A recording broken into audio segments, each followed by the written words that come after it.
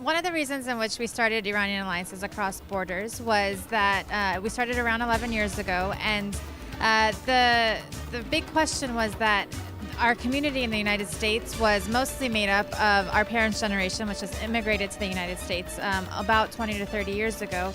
But really, we're constantly looking back to Iran, and it was a sense of exile, and there was really no discussion about who were we as Iranian Americans, as people who had grown up outside of Iran our entire lives. Did we even exist as a community or not?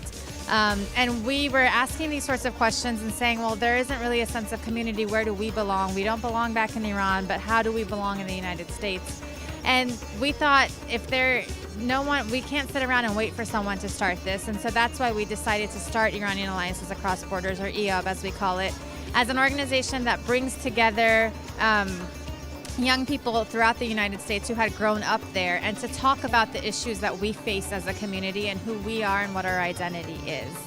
And so that's kind of where we came about, and through that we began to develop different sorts of programming that dealt with issues of youth and youth organizing in the United States. One of the sort of short-term programs that's coming up in the short term is we put together a fellowship called YAR, Youth Advancing Research, and we're going to be doing a program where we're taking Iranian American and American students to Iran, and it's a year-long fellowship where they will be taking courses over the fall and then doing the trip in Iran and developing the projects that they are each working with, and then we're mentoring them in the spring to launch their media projects.